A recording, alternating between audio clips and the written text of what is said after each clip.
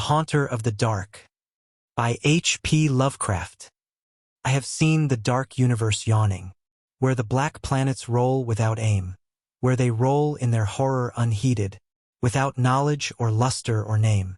Cautious investigators will hesitate to challenge the common belief that Robert Blake was killed by lightning, or by some profound nervous shock derived from an electrical discharge. It is true that the window he faced was unbroken, but nature has shown herself capable of many freakish performances. The expression on his face may easily have arisen from some obscure muscular source unrelated to anything he saw, while the entries in his diary are clearly the result of a fantastic imagination aroused by certain local superstitions and by certain old matters he had uncovered. As for the anomalous conditions at the deserted church on Federal Hill, the shrewd analyst is not slow in attributing them to some charlatanry, conscious or unconscious, with at least some of which Blake was secretly connected. For after all, the victim was a writer and painter wholly devoted to the field of myth, dream, terror, and superstition, and avid in his quest for scenes and effects of a bizarre, spectral sort. His earlier stay in the city, a visit to a strange old man as deeply given to occult and forbidden lore as he, had ended amidst death and flame, and it must have been some morbid instinct which drew him back from his home in Milwaukee. He may have known of the old stories despite his statements to the contrary in the diary, and his death may have nipped in the bud some stupendous hoax destined to have a literary reflection. Among those, however, who have examined and correlated all this evidence, there remain several who cling to less rational and commonplace theories. They are inclined to take much of Blake's diary at its face value, and point significantly to certain facts such as the undoubted genuineness of the old church record, the verified existence of the disliked and unorthodox Starry Wisdom sect prior to 1877, the recorded disappearance of an inquisitive reporter named Edwin M. Lillibridge in 1893, and, above all, the look of monstrous, transfiguring fear on the face of the young writer when he died. It was one of these believers who, moved to fanatical extremes, threw into the bay the curiously angled stone and its strangely adorned metal box found in the old church steeple, the black windowless steeple, and not the tower where Blake's diary said those things originally were. Though widely censured both officially and unofficially, this man, a reputable physician with a taste for odd folklore, averred that he had rid the earth of something too dangerous to rest upon it. Between these two schools of opinion the reader must judge for himself. The papers have given the tangible details from a skeptical angle, leaving for others the drawing of the picture as Robert Blake saw it, or thought he saw it, or pretended to see it. Now, studying the diary closely, dispassionately, and at leisure, let us summarize the dark chain of events from the expressed point of view of their chief actor. Young Blake returned to Providence in the winter of 1934-5, taking the upper floor of a venerable dwelling in a grassy court off College Street, on the crest of the great eastward hill near the Brown University campus and behind the marble John Hay Library.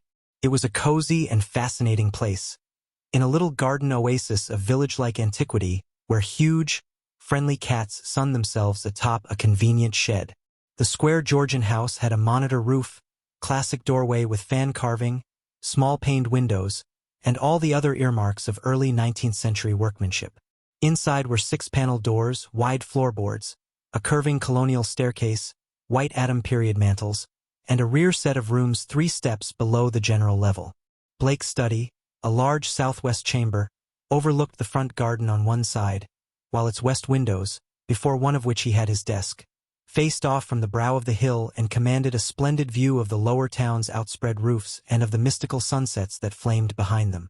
On the far horizon were the open countryside's purple slopes. Against these, some 2 miles away, rose the spectral hump of Federal Hill, bristling with huddled roofs and steeples whose remote outlines wavered mysteriously, taking fantastic forms as the smoke of the city swirled up and enmeshed them. Blake had a curious sense that he was looking upon some unknown, ethereal world which might or might not vanish in dream if ever he tried to seek it out and enter it in person. Having sent home for most of his books, Blake bought some antique furniture suitable to his quarters and settled down to write and paint, living alone and attending to the simple housework himself.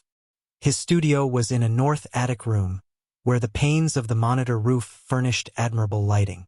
During that first winter he produced 5 of his best-known short stories: The Burrower Beneath, The Stairs in the Crypt, Shagai, In the Vale of Nath, and The Feaster from the Stars. and painted 7 canvases. Studies of nameless, unhuman monsters, and profoundly alien, non-terrestrial landscapes. At sunset he would often sit at his desk and gaze dreamily off at the outspread west, the dark towers of Memorial Hall just below, the Georgian courthouse belfry, the lofty pinnacles of the downtown section, and that shimmering, spire-crowned mound in the distance whose unknown streets and labyrinthine gables so potently provoked his fancy. From his few local acquaintances, he learned that the far-off slope was a vast Italian quarter, though most of the houses were remnants of older Yankee and Irish days. Now and then he would train his field glasses on that spectral, unreachable world beyond the curling smoke, picking out individual roofs and chimneys and steeples, and speculating upon the bizarre and curious mysteries they might house. Even with optical aid, Federal Hill seemed somehow alien, half-fabulous, and linked to the unreal, intangible marvels of Blake's own tales and pictures. The feeling would persist long after the hill had faded into the violet, lamp-starred twilight, and the courthouse floodlights and the red Industrial Trust beacon had blazed up to make the night grotesque. Of all the distant objects on Federal Hill, a certain huge, dark church most fascinated Blake. It stood out with a special distinctness at certain hours of the day, and at sunset the great tower and tapering steeple loomed blackly against the flaming sky. It seemed to rest on especially high ground, for the grimy facade, and the obliquely seen north side with sloping roof and the tops of great pointed windows, rose boldly above the tangle of surrounding ridgepoles and chimney-pots. Peculiarly grim and austere, it appeared to be built of stone, stained and weathered with the smoke and storms of a century and more. The style, so far as the glass could shew, was that earliest experimental form of Gothic revival which preceded the stately Upjohn period and held over some of the outlines and proportions of the Georgian age. Perhaps it was reared around 1810 or 1815. As months passed, Blake watched the far-off, forbidding structure with an oddly mounting interest. Since the vast windows were never lighted, he knew that it must be vacant. The longer he watched, the more his imagination worked, till at length he began to fancy curious things. He believed that a vague, singular aura of desolation hovered over the place, so that even the pigeons and swallows shunned its smoky eaves. Around other towers and belfries his glass would reveal great flocks of birds, but here they never rested. At least, that is what he thought and set down in his diary. He pointed the place out to several friends, but none of them had even been on Federal Hill or possessed the faintest notion of what the church was or had been. In the spring, a deep restlessness gripped Blake. He had begun his long-planned novel, based on a supposed survival of the witch cult in Maine, but was strangely unable to make progress with it. More and more he would sit at his westward window and gaze at the distant hill and the black, frowning steeple shunned by the birds. When the delicate leaves came out on the garden boughs, the world was filled with a new beauty, but Blake's restlessness was merely increased. It was then that he first thought of crossing the city and climbing bodily up that fabulous slope into the smoke-wreathed world of dream. Late in April, just before the aeon-shadowed Walpurgis time, Blake made his first trip into the unknown. Plodding through the endless downtown streets and the bleak, decayed squares beyond, he came finally upon the ascending avenue of century-worn steps, sagging Doric porches, and blear-paned cupolas which he felt must lead up to the long-known, unreachable world beyond the mists. There were dingy blue and white street signs which meant nothing to him, and presently he noted the strange, dark faces of the drifting crowds, and the foreign signs over curious shops in brown, decade-weathered buildings. Nowhere could he find any of the objects he had seen from afar, so that once more he half-fancied that the Federal Hill of that distant view was a dream world never to be trod by living human feet. Now and then a battered church facade or crumbling spire came in sight, but never the blackened pile that he sought. When he asked a shopkeeper about a great stone church, the man smiled and shook his head, though he spoke English freely. As Blake climbed higher, the region seemed stranger and stranger, with bewildering mazes of brooding brown alleys leading eternally off to the south. He crossed 2 or 3 broad avenues, and once thought he glimpsed a familiar tower. Again he asked a merchant about the massive church of stone, and this time he could have sworn that the plea of ignorance was feigned.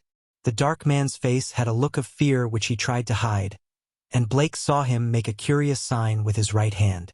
Then suddenly a black spire stood out against the cloudy sky on his left, above the tiers of brown roofs lining the tangled southerly alleys. Blake knew at once what it was, and plunged toward it through the squalid, unpaved lanes that climbed from the avenue.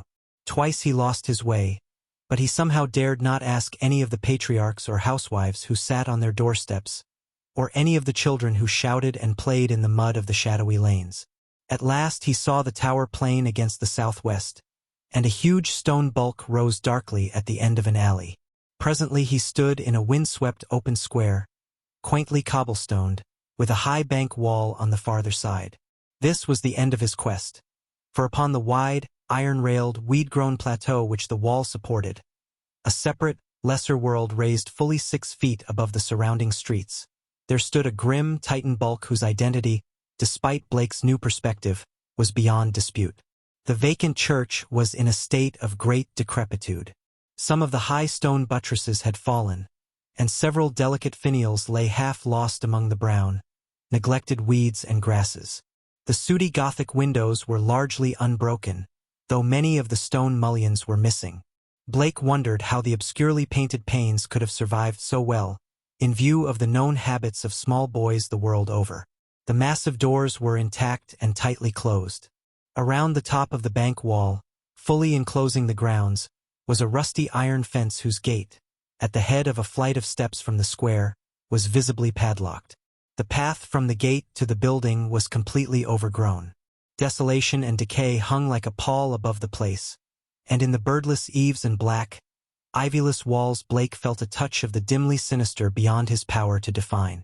There were very few people in the square, but Blake saw a policeman at the northerly end and approached him with questions about the church.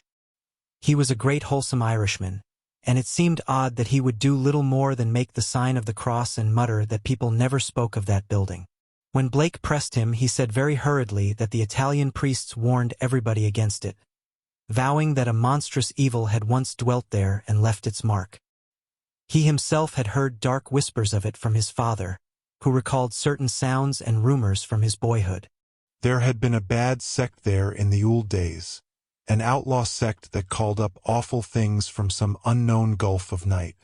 It had taken a good priest to exorcise what had come, though there did be those who said that merely the light could do it.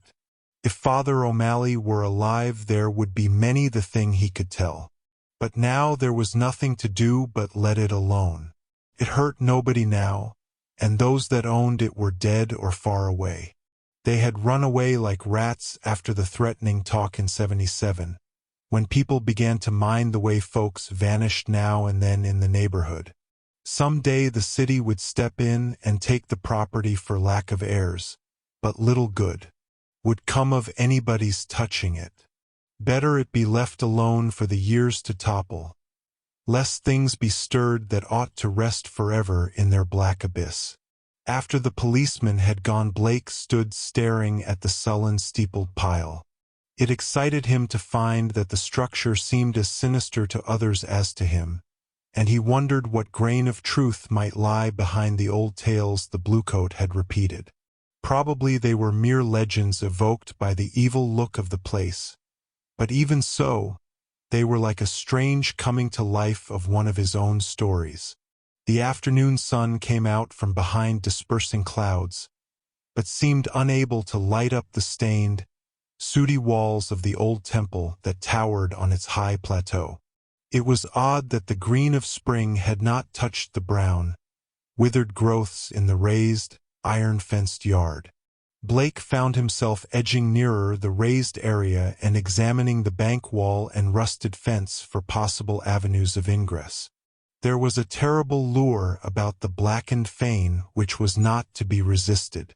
The fence had no opening near the steps, but around on the north side were some missing bars. He could go up the steps and walk around on the narrow coping outside the fence till he came to the gap.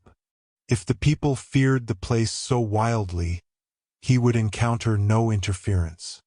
He was on the embankment and almost inside the fence before anyone noticed him. Then, looking down, He saw the few people in the square edging away and making the same sign with their right hands that the shopkeeper in the avenue had made. Several windows were slammed down, and a fat woman darted into the street and pulled some small children inside a rickety, unpainted house. The gap in the fence was very easy to pass through, and before long Blake found himself wading amidst the rotting, tangled growths of the deserted yard.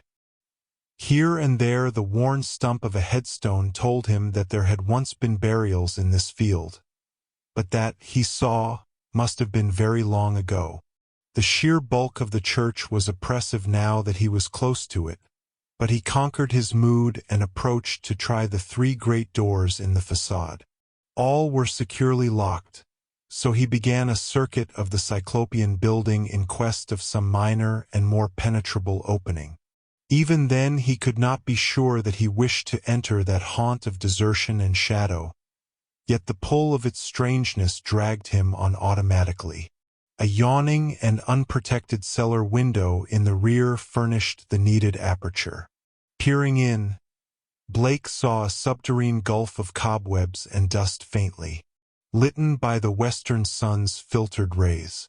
Debris, old barrels, and ruined boxes and furniture of numerous sorts met his eye, though over everything lay a shroud of dust which softened all sharp outlines. The rusted remains of a hot air furnace shewed that the building had been used and kept in shape as late as mid-Victorian times. Acting almost without conscious initiative, Blake crawled through the window and let himself down to the dust-carpeted and debris-strewn concrete floor. The vaulted cellar was a vast one, without partitions, and in a corner far to the right, amid dense shadows, he saw a black archway evidently leading upstairs. He felt a peculiar sense of oppression at being actually within the great spectral building, but kept it in check as he cautiously scouted about, finding a still intact barrel amid the dust, and rolling it over to the open window to provide for his exit. Then, bracing himself, he crossed the wide, cobweb-festooned space toward the arch half-choked with the omnipresent dust, and covered with ghostly gossamer fibers. He reached and began to climb the worn stone steps which rose into the darkness. He had no light, but groped carefully with his hands.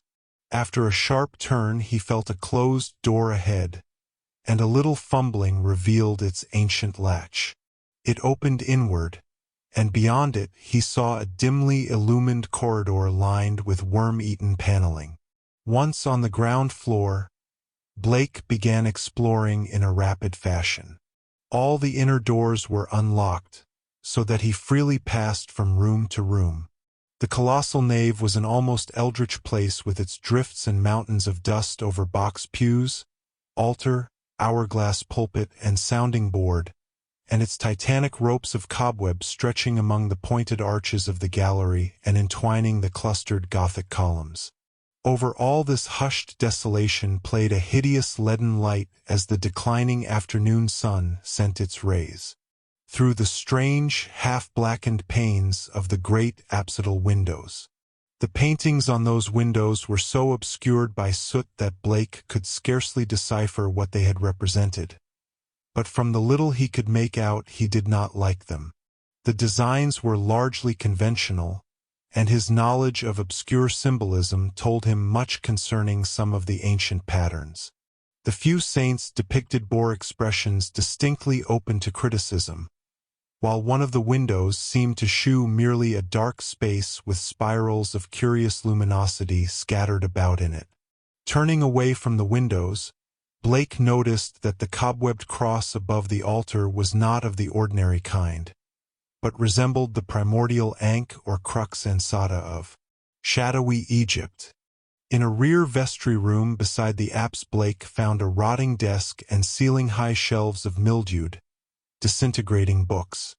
Here for the first time he received a positive shock of objective horror, for the titles of those books told him much. They were the black, forbidden things which most sane people have never even heard of, or have heard of only in furtive, timorous whispers. the banned and dreaded repositories of equivocal secrets and immemorial formulae which have trickled down the stream of time from the days of man's youth and the dim, fabulous days before man was. He had himself read many of them, a Latin version of the abhorred Necronomicon, the sinister Liber Ivonis, the infamous cults de Gaules of Comte d'Irlet, the unaussprechlichen Kulten of von Junt, and old Ludwig Prinz hellish de Vermis Mysterious. But there were others he had known merely by reputation or not at all, the Nicotic manuscripts, the Book of Zion, and a crumbling volume in wholly unidentifiable characters yet with certain symbols and diagrams shudderingly recognizable to the occult student. Clearly, the lingering local rumors had not lied. This place had once been the seat of an evil older than mankind and wider than the known universe. In the ruined desk was a small leather-bound record book filled with entries in some odd cryptographic medium. The manuscript writing consisted of the common traditional symbols used today in astronomy and anciently in alchemy, astrology, and other dubious arts, the devices of the sun, moon, planets, aspects, and zodiacal signs, here massed in solid pages of text, with divisions and paragraphing suggesting that each symbol answered to some alphabetical letter. In the hope of later solving the cryptogram, Blake bore off this volume in his coat pocket. Many of the great tomes on the shelves fascinated him unutterably, and he felt tempted to borrow them at some later time. He wondered how they could have remained undisturbed so long. Was he the first to conquer the clutching, pervasive fear which had for nearly 60 years protected this deserted place from visitors? Having now thoroughly explored the ground floor, Blake plowed again through the dust of the spectral nave to the front vestibule, where he had seen a door and staircase presumably leading up to the blackened tower and steeple, objects so long familiar to him at a distance. The ascent was a choking experience, for dust lay thick, while the spiders had done their worst. In this constricted place, the staircase was a spiral with high, narrow wooden treads, and now and then Blake passed a clouded window looking dizzily out over the city.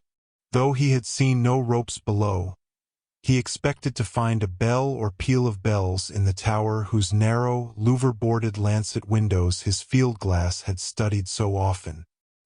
Here he was doomed to disappointment, for when he attained the top of the stairs he found the tower chamber vacant of chimes, and clearly devoted to vastly different purposes.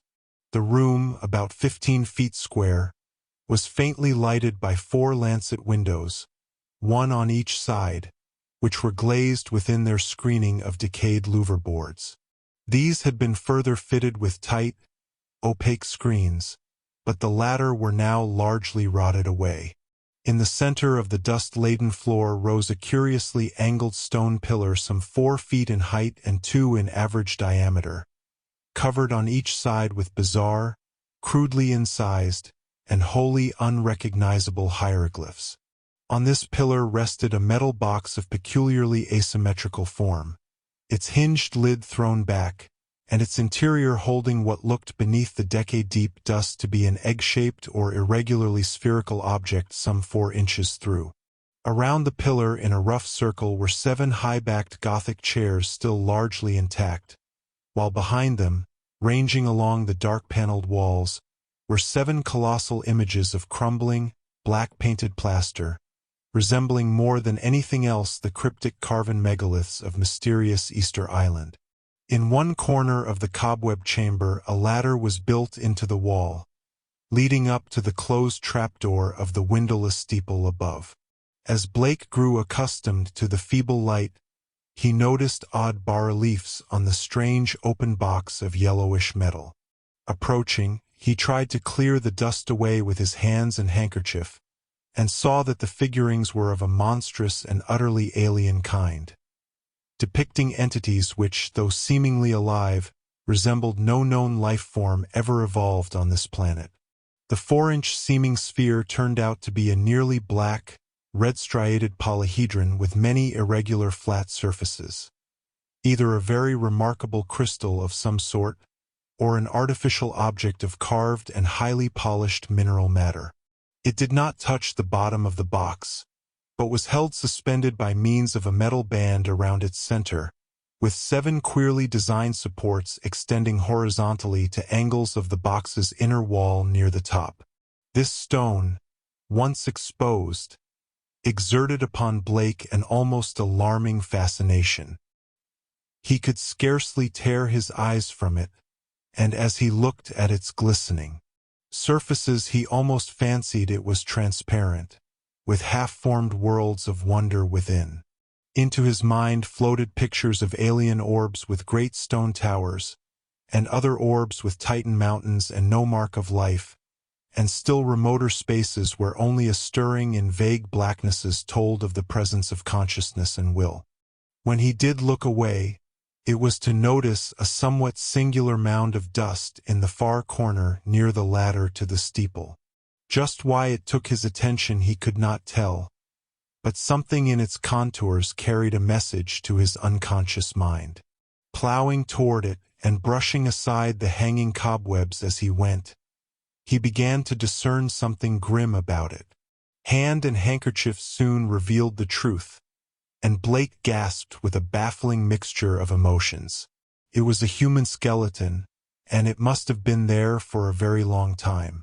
The clothing was in shreds, but some buttons and fragments of cloth bespoke a man's gray suit. There were other bits of evidence: shoes, metal clasps, huge buttons for round cuffs, a stickpin of bygone pattern, a reporter's badge with the name of the old Providence Telegram, and a crumbling leather pocketbook. Blake examined the latter with care, finding within it several bills of antiquated issue, a celluloid advertising calendar for 1893, some cards with the name Edwin M. Lillibridge, and a paper covered with penciled memoranda. This paper held much of a puzzling nature, and Blake read it carefully at the dim westward window. Its disjointed text included such phrases as the following: Professor Enoch Bowen home from Egypt, May 1844, buys Old Free Will Church in July. His archaeological work and studies in occult well known. Dr. Drown of Fourth Baptist warns against starry wisdom in sermon December 29, 1844. Congregation 97 by end of 45. 1846. 3 disappearances. First mention of shining trapezohedron. 7 disappearances. 1848. Stories of blood sacrifice begin. Investigation 1853 comes to nothing. Stories of sounds. Father O'Malley tells of devil worship with box found in great Egyptian ruins. Says they call up something that can't exist in light. Flees a little light and banished by strong light. Then has to be summoned again. Probably got this from Deathbed Confession of Francis X. Feeney, who had joined Starry Wisdom in 49. These people say the shining trapezohedron shews them heaven and other worlds, and that the haunter of the dark tells them secrets in some way. Story of Orrin B. Eddy 1857. They call it up by gazing at the crystal, and have a secret language of their own. 200 or more in Somme. 1863, exclusive of men at front. Irish boys mob church in 1869 after Patrick Reagan's disappearance. Veiled article in J. March 14, 72, but people don't talk about it. 6 disappearances 1876. Secret committee calls on Mayor Doyle. Action promised February 1877. Church closes in April. Gang Federal Hill boys threaten doctor and vestrymen in May. 181 persons leave city before end of 77. Mention no names. Ghost stories begin around 1880. Try to ascertain truth of report that no human being has entered church since 1877. Ask Lanigan for photograph of place taken 1851. Restoring the paper to the pocketbook and placing the latter in his coat. Blake turned to look down at the skeleton in the dust. The implications of the notes were clear, and there could be no doubt but that this man had come to the deserted edifice 42 years before in quest of a newspaper sensation which no one else had been bold enough to attempt. Perhaps no one else had known of his plan. Who could tell? But he had never returned to his paper. Had some bravely suppressed fear risen to overcome him and bring on sudden heart failure? Blake stooped over the gleaming bones and noted their peculiar state. Some of them were badly scattered, and a few seemed oddly dissolved at the ends.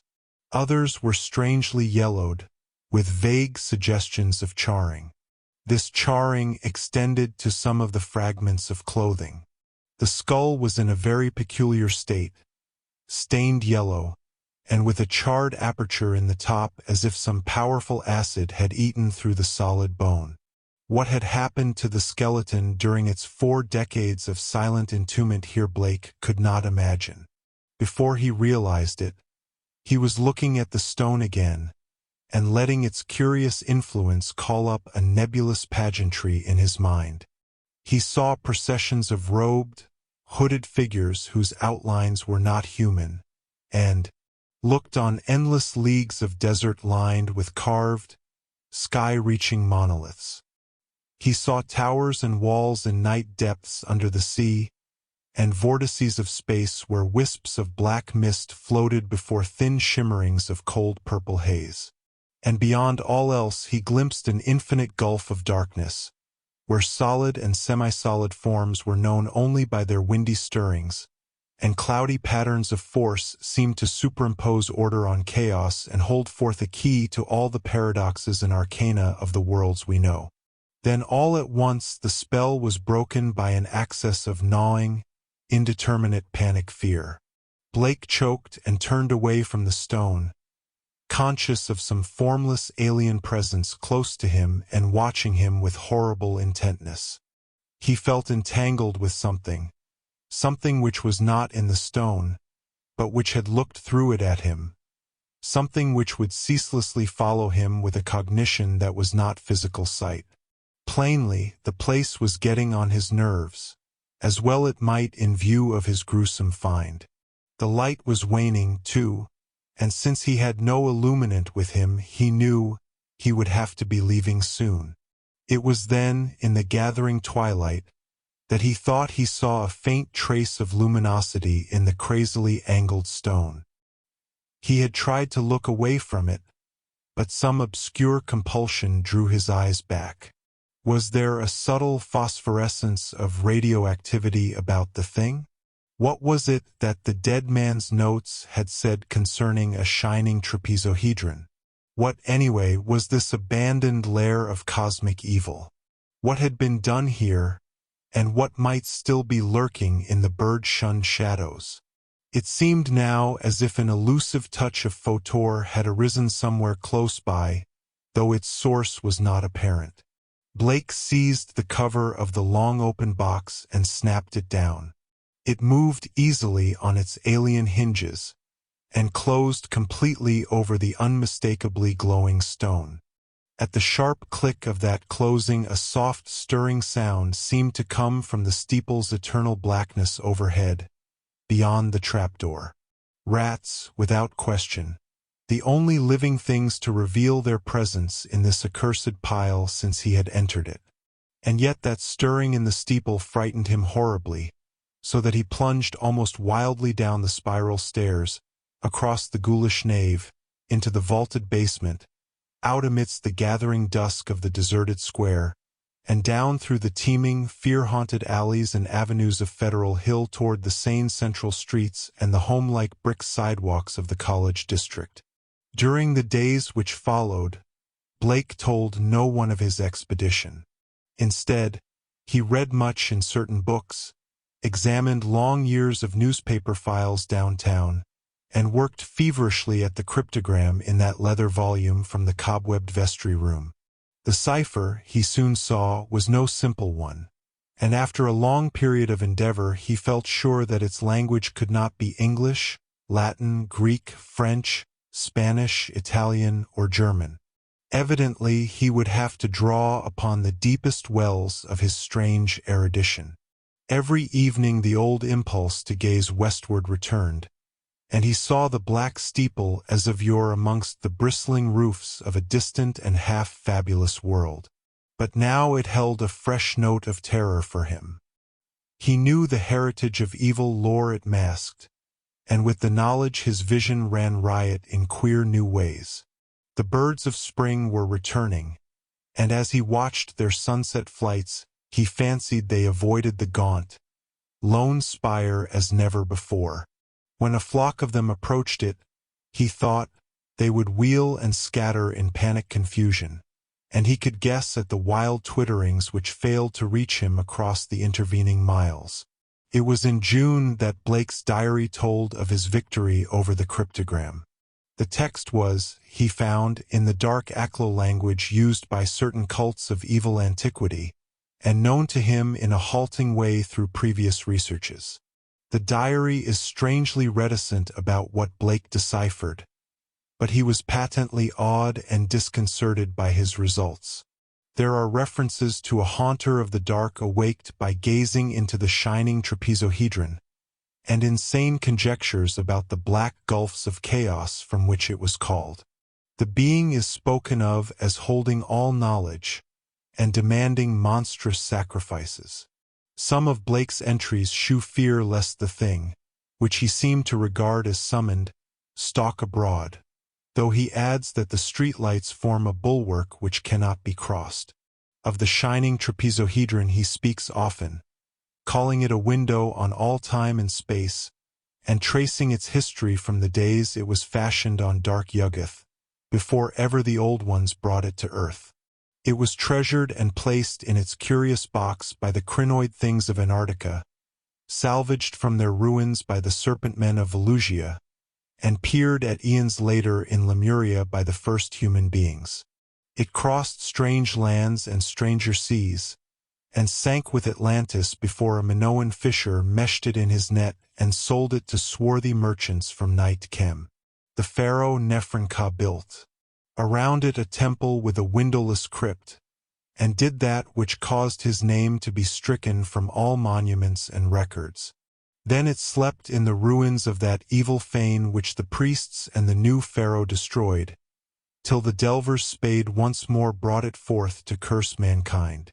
Early in July the newspapers oddly supplement Blake's entries, though in so brief and casual a way that only the diary has called general attention to their contribution. It appears that a new fear had been growing on Federal Hill since a stranger had entered the dreaded church. The Italians whispered of unaccustomed stirrings and bumpings and scrapings in the dark windowless steeple, and called on their priests to banish an entity which haunted their dreams. Something, they said, was constantly watching at a door to see if it were dark enough to venture forth. Press items mentioned the long-standing local superstitions, but failed to shed much light on the earlier background of the horror. It was obvious that the young reporters of today are no antiquarians. In writing of these things in his diary, Blake expresses a curious kind of remorse, and talks of the duty of burying the shining trapezohedron and of banishing what he had evoked by letting daylight into the hideous jutting spire. At the same time, however, he displays the dangerous extent of his fascination, and admits a morbid longing, pervading even his dreams, to visit the accursed tower and gaze again into the cosmic secrets of the glowing stone. Then something in the journal on the morning of July 17th threw the diarist into a veritable fever of horror. It was only a variant of the other half-humorous items about the Federal Hill restlessness, but to Blake it was somehow very terrible indeed. In the night, a thunderstorm had put the city's lighting system out of commission for a full hour, and in that black interval the Italians had nearly gone mad with fright. Those living near the dreaded church had sworn that the thing in the steeple had taken advantage of the street lamp's absence and gone down into the body of the church, flopping and bumping around in a viscous, altogether dreadful way. Toward the last it had bumped up to the tower, where there were sounds of the shattering of glass. It could go wherever the darkness reached, but light would always send it fleeing. When the current blazed on again, there had been a shocking commotion in the tower, for even the feeble light trickling through the grime-blackened, louver-boarded windows was too much for the thing. It had bumped and slithered up into its tenebrous steeple just in time, for a long dose of light would have sent it back into the abyss whence the crazy stranger had called it. During the dark hour, praying crowds had clustered round the church in the rain with lighted candles and lamps somehow shielded with folded paper and umbrellas. A guard of light to save the city from the nightmare that stalks in darkness. Once, those nearest the church declared, the outer door had rattled hideously. But even this was not the worst. That evening in the bulletin Blake read of what the reporters had found. Aroused at last to the whimsical news value of the scare, a pair of them had defied the frantic crowds of Italians and crawled into the church through the cellar window after trying the doors in vain. They found the dust of the vestibule and of the spectral nave plowed up in a singular way, with bits of rotted cushions and satin pew linings scattered curiously around. There was a bad odor everywhere, and here and there were bits of yellow stain and patches of what looked like charring. Opening the door to the tower, and pausing a moment at the suspicion of a scraping sound above, they found the narrow spiral stairs wiped roughly clean. In the tower itself a similarly half-swept condition existed. They spoke of the heptagonal stone pillar, the overturned Gothic chairs, and the bizarre plaster images, though strangely enough the metal box and the old mutilated skeleton were not mentioned. What disturbed Blake the most, except for the hints of stains and charring and bad odors, was the final detail that explained the crashing glass. Every one of the tower's lancet windows was broken, and two of them had been darkened in a crude and hurried way by the stuffing of satin pew linings and cushion horsehair into the spaces between the slanting exterior louver boards.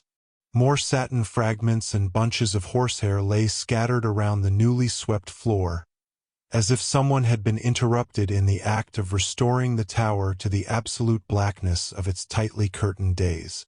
Yellowish stains and charred patches were found on the ladder to the windowless spire, but when a reporter climbed up, opened the horizontally sliding trapdoor, and shot a feeble flashlight beam into the black and strangely foetid space, he saw nothing but darkness and an heterogeneous litter of shapeless fragments near the aperture.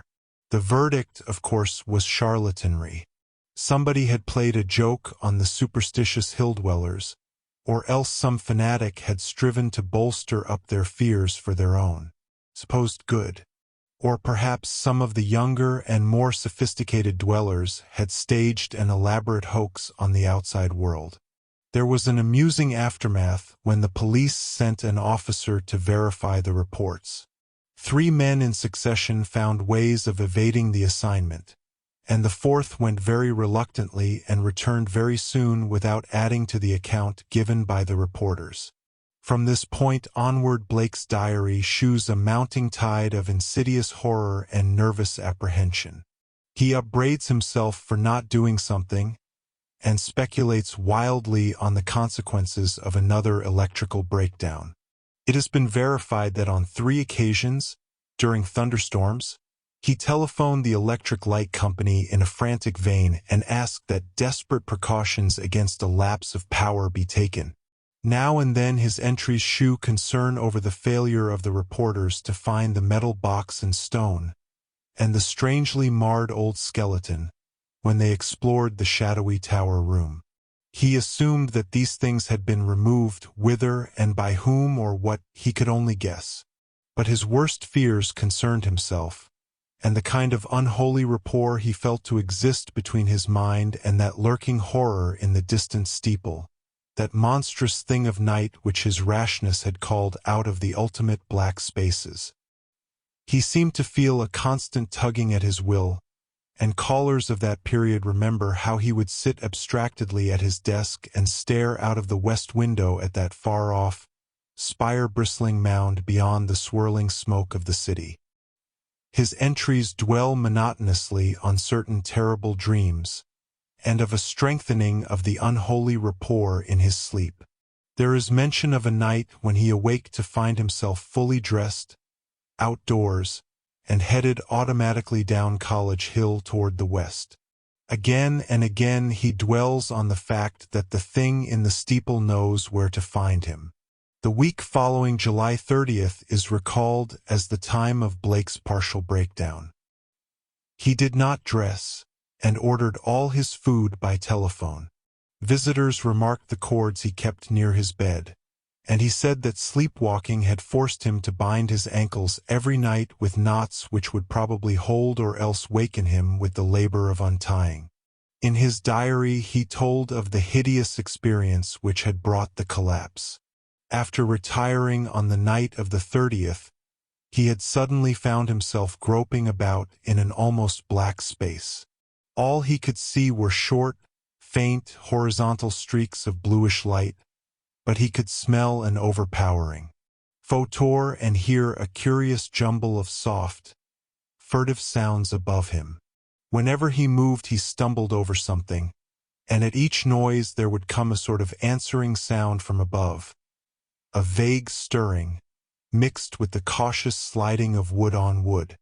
Once his groping hands encountered a pillar of stone with a vacant top, whilst later he found himself clutching the rungs of a ladder built into the wall, and fumbling his uncertain way upward toward some region of intenser stench where a hot, searing blast beat down against him. Before his eyes a kaleidoscopic range of phantasmal images played, all of them dissolving at intervals into the picture of a vast, unplumbed abyss of night wherein whirled suns and worlds of an even profounder blackness. He thought of the ancient legends of ultimate chaos, at whose center sprawls the blind idiot god Azathoth, lord of all things, encircled by his flopping horde of mindless and amorphous dancers, and lulled by the thin monotonous piping of a demoniac flute held in nameless paws. Then a sharp report from the outer world broke through his stupor and roused him to the unutterable horror of his position. What it was, he never knew. Perhaps it was some belated peal from the fireworks, heard all summer on Federal Hill as the dwellers hail their various patron saints, or the saints of their native villages in Italy. In any event, he shrieked aloud, dropped frantically from the ladder, and stumbled blindly across the obstructed floor of the almost lightless chamber that encompassed him. He knew instantly where he was, and plunged recklessly down the narrow spiral staircase, tripping and bruising himself at every turn. There was a nightmare flight through a vast cobwebbed nave whose ghostly arches reached up to realms of leering shadow, a sightless scramble through a littered basement, a climb to regions of air and streetlights outside, and a mad racing down a spectral hill of gibbering gables, across a grim, silent city of tall black towers, and up the steep eastward precipice to his own ancient door. On regaining consciousness in the morning, he found himself lying on his study floor fully dressed. Dirt and cobwebs covered him, and every inch of his body seemed sore and bruised. When he faced the mirror he saw that his hair was badly scorched, while a trace of strange, evil odor seemed to cling to his outer clothing. It was then that his nerves broke down. Thereafter, lounging exhaustedly about in a dressing gown, he did little but stare from his west window, shiver at the threat of thunder, and make wild entries in his diary. The great storm broke just before midnight on August 8th. Lightning struck repeatedly in all parts of the city, and 2 remarkable fireballs were reported. The rain was torrential, while a constant fusillade of thunder brought sleeplessness to thousands.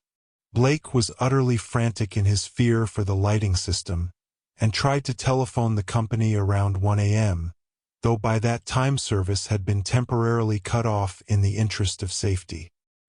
He recorded everything in his diary, the large, nervous, and often undecipherable hieroglyphs telling their own story of growing frenzy and despair, and of entries scrawled blindly in the dark.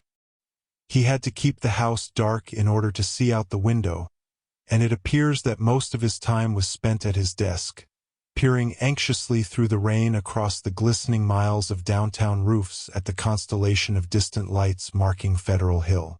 Now and then he would fumblingly make an entry in his diary, so that detached phrases such as, "The lights must not go," "It knows where I am," "I must destroy it," and "It is calling to me, but perhaps it means no injury this time," are found scattered down 2 of the pages. Then the lights went out all over the city.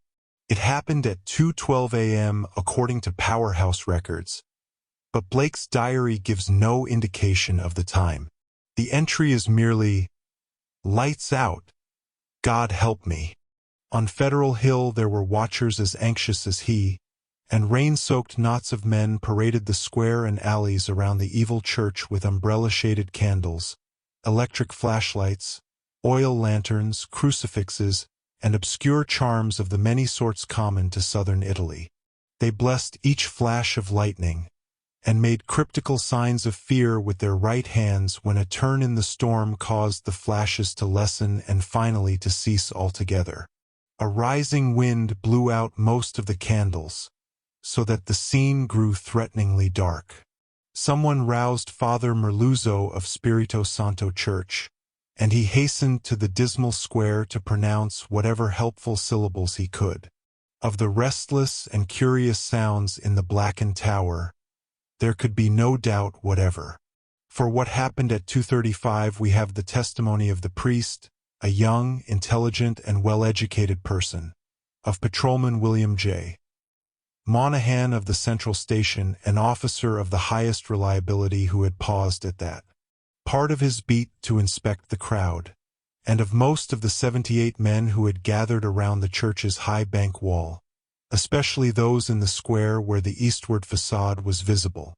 Of course, there was nothing which can be proved as being outside the order of nature.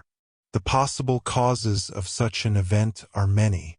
No one can speak with certainty of the obscure chemical processes arising in a vast, ancient, ill-aired, and long-deserted building of heterogeneous contents. Mephitic vapors, spontaneous combustion, pressure of gases born of long decay, any one of numberless phenomena might be responsible. And then, of course, the factor of conscious charlatanry can by no means be excluded. The thing was really quite simple in itself, and covered less than 3 minutes of actual time. Father Merluzzo, always a precise man, looked at his watch repeatedly. It started with a definite swelling of the dull fumbling sounds inside the black tower.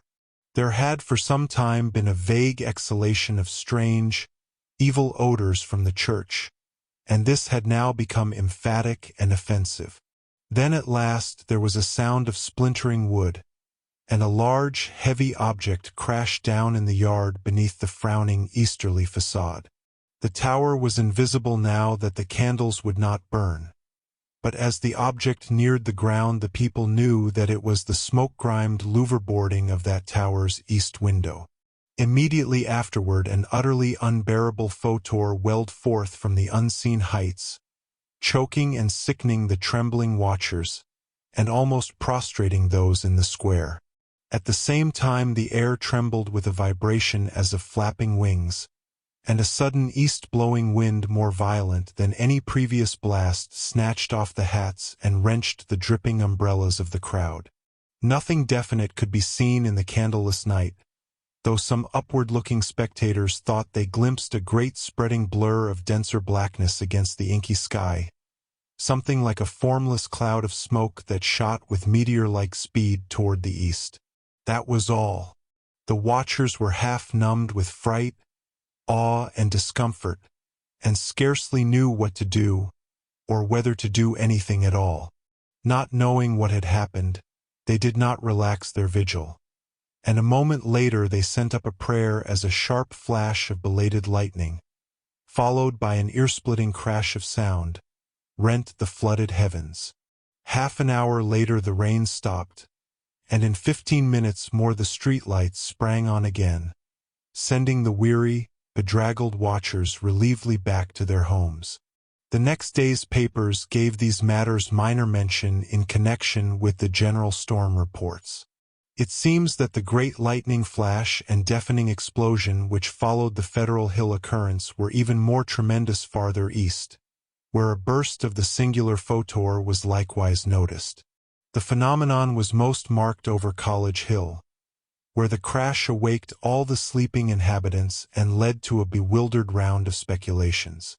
Of those who were already awake, only a few saw the anomalous blaze of light near the top of the hill, or noticed the inexplicable upward rush of air which almost stripped the leaves from the trees and blasted the plants in the gardens.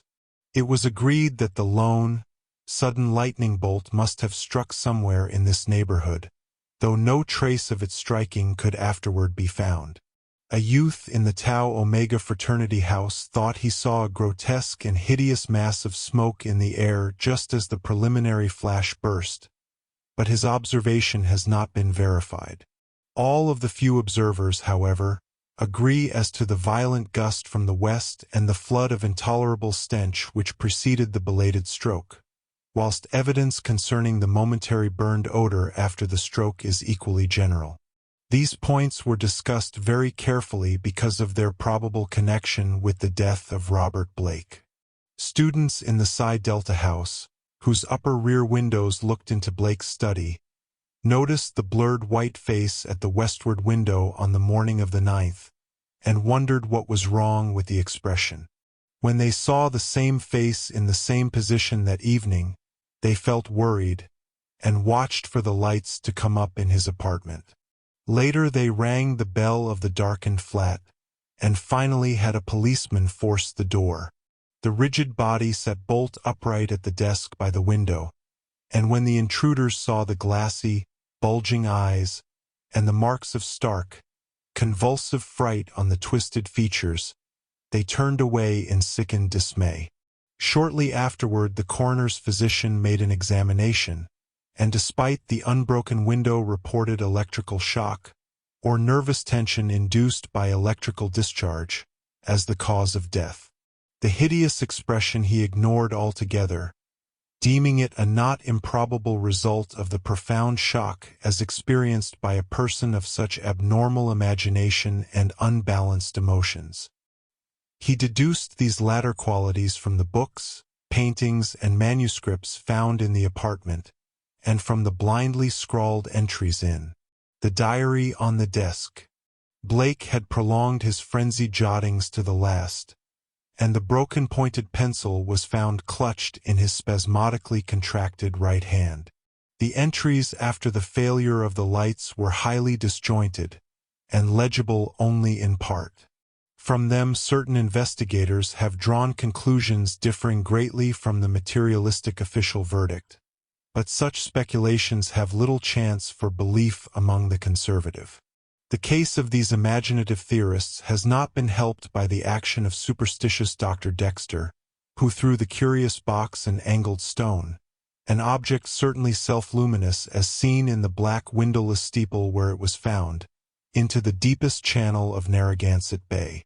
Excessive imagination and neurotic unbalance on Blake's part, aggravated by knowledge of the evil bygone cult whose startling traces he had uncovered, formed the dominant interpretation given those final frenzied jottings. These are the entries, or all that can be made of them. Lights still out. Must be 5 minutes now.